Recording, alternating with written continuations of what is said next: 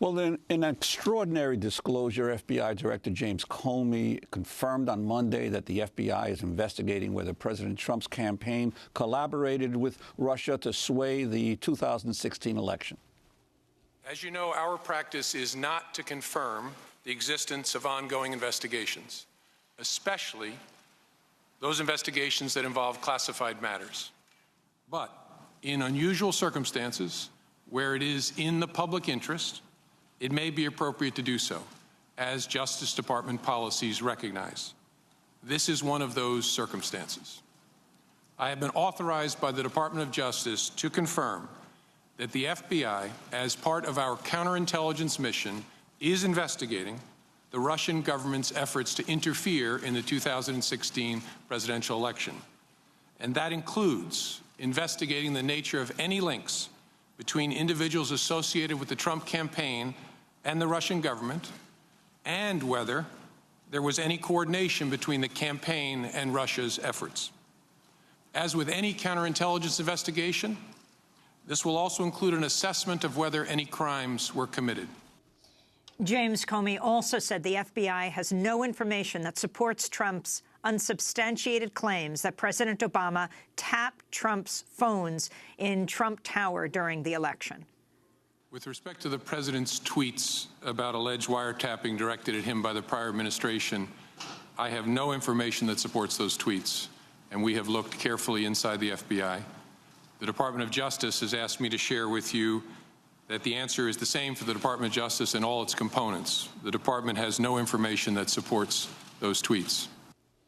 Comey testified on Monday along with NSA Director Admiral Mike Rogers to talk about the hearing. We're joined by national security reporter Marcy Wheeler, who runs the site emptywheel.net. Still with us, Pulitzer Prize-winning New York Times reporter Eric Lipton.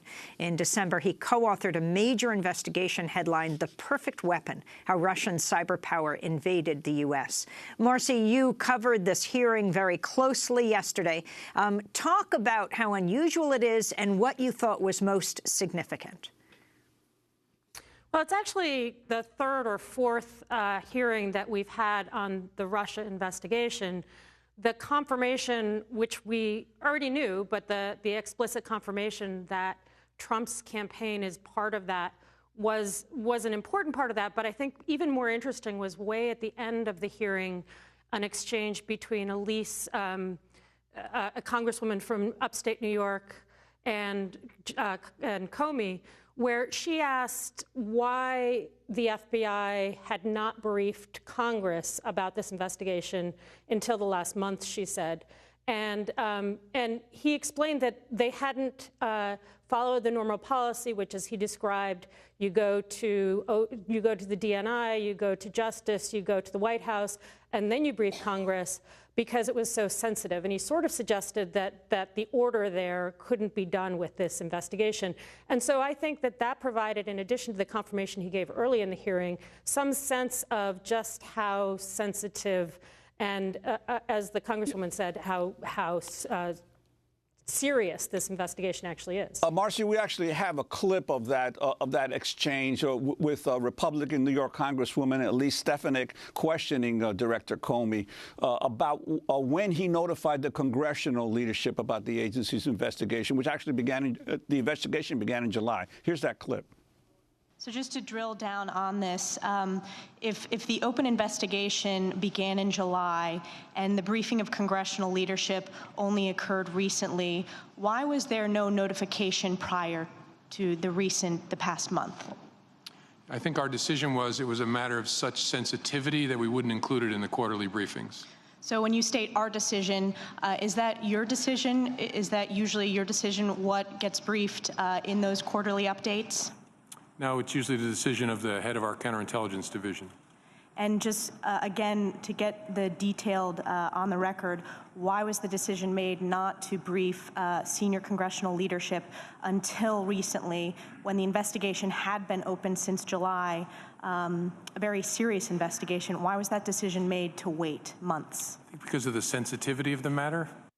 That was Republican New York Congresswoman Elise Stefanik questioning Comey, Director Comey, yesterday. Marcy Wheeler, your reaction? as I said, one of the implicit things there is that the FBI was keeping, at least for a period, possibly at the beginning of the Trump administration, was keeping the description of this investigation so narrowly held such that they weren't willing to brief. And we're not even talking the full intelligence committees. We're talking just the Gang of Four. So Devin Nunes and Adam Schiff, Richard Burr, and now Senator Warner from Virginia. So 4 people they weren't willing to brief because they were keeping it so closely held. That suggests how concerned they were that the investigation might be compromised by it leaking. As the FBI confirms it's investigating the Donald Trump campaign, the White House is attempting to distance itself from 2 former top aides, General Michael Flynn and Paul Manafort, who both have established ties to Russia. This is White House Press Secretary Sean Spicer yesterday. Even General Flynn was a volunteer of the campaign.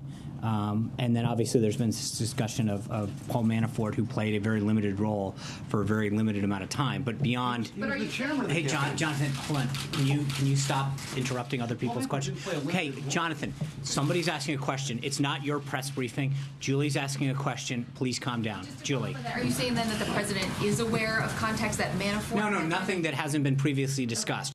So, Marcy Wheeler, that's Sean Spicer trying to say, you know, oh, this guy, General Flynn, was just a volunteer, and Manafort he didn't spend much time with. Right, and we've gotten confirmation from one of Eric's colleagues last night of details that had been leaking on the internet in the last 2 months about $750,000 that was laundered to Manafort. There's a couple of other shoes, I think, that are about to drop on Manafort. So we've got details now fleshing out about Manafort taking money from Russian favorable people in Ukraine. And presumably, given what Comey testified to yesterday, the White House, or at least some people in the White House, have now been briefed on the scope of the investigation. So I find it very interesting that at the precise moment that Comey was laying all of this out before the House Intelligence Committee, Sean Spicer was here trying to distance himself from these 2 people who would be among the first people targeted in the investigation. So it certainly seems like confirmation from the White House as well that of the direction that the FBI is going in. I'd like to get back to Eric Lipton of the New York Times. Your reaction to yesterday's stunning testimony from the FBI director, both in terms of the ongoing investigation of the links, potential links of some key Trump campaign officials to the Russian efforts to sway the U.S. election, and also his discounting of Trump's claims that President Obama tapped his phones. I mean, you call them stunning. I was actually quite unimpressed with that hearing, and I didn't find much about it stunning or surprising or that informative. I think that, you know, the fact that the FBI is investigating Russian, interference in the election, and that it would be looking as part of that investigation, which we've known for months is going on, that, of course, it would have to address questions as to whether or not there was any coordination with the Trump campaign. Even if it concludes that there was not, these are questions that they obviously would have to address. And the notion that there was no evidence that, that the Trump Tower had been wiretapped is something that both the the Republicans in the House and the Senate have said. And so, again, that was not that surprising. And, I mean, to me, what was most evident through that hearing was the extent to which both the Democrats and the Republicans were seeing it as an opportunity to sort of pontificate and, share their points of view, as opposed to really digging more deeply into the questions that are out there relative to exactly what happened during the 2016 election. And I think that it's unfortunate that we don't, even calling Comey in a public setting like that before you have really, made much progress in your investigation. I think that, to me, I would be much more interested in having a serious investigation that would, draw new facts out that they could question Comey on the record. But I don't see any evidence so far that they have the staff or really the use of subpoenas to really dig more deeply into exactly what happened. And I think that's unfortunate, because there's a lot of open questions, that there's a lot of ground that a powerful committee could really dig into on this that so far I don't see they're doing. And what about simply the question? He chose to publicly announce that they were possibly investigating Hillary Clinton, even at that time, saying at the same time, we are looking at the other candidate, Donald Trump, and the campaign's ties to Russia. Yeah, I guess, I mean, your point, yeah, is well taken as to why, if he felt the need to publicly announce that in a letter to Congress and this investigation. Although at the time in July, what they began was an investigation of the Russian hacking.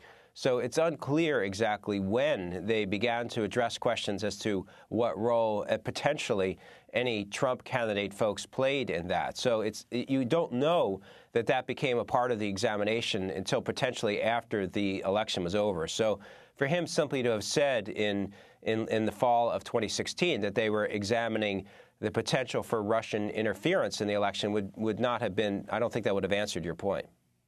Then you have Comey addressing the issue that you investigated, Eric, which was, would he have done things differently when it came to alerting the DNC, a low-level person ending up talking to a consultant at the DNC? He said, yes, I would have sent out a larger flare. We just would have kept banging and banging on the door. I guess I should have walked over there myself. Yeah, I mean, I think that even the fact that they did not begin formally investigating but the apparent interference by Russia in the American election until July of 2016, they had evidence in sort of October of 2015 that there was Russian hackers that had gone into the computer system of the DNC, and that's when an FBI agent first notified a low-level technical person, like kind of the tech help guy, and that's who they called on the phone to say, by the way, it looks like basically you have Russian hackers inside the DNC's computer system, and it took months and months and months before it really got elevated at the DNC. And it wasn't until May of 2016 that the DNC confirmed that they were present in their computer system and that they had been hacked and compromised. And then that began the whole series of disclosures that ultimately brought down the leadership of the DNC, and that was months of documents that then became public. And so, why the FBI did not escalate that sooner, and why the formal investigation was not announced, and why it was not attributed to Russia earlier than October, which was the first time that the federal government actually formally attributed it. Those are all important questions that we still don't have answers to. And we're going to have to leave it there, but of course we'll continue to look at all of these issues. We want to thank Eric Lipton, Pulitzer Prize-winning journalist with the New York Times, and Marcy Wheeler, independent journalist who covers national security. Her website, emptywheel.net. I'm Amy Goodman with Juan Gonzalez. Thanks for joining us.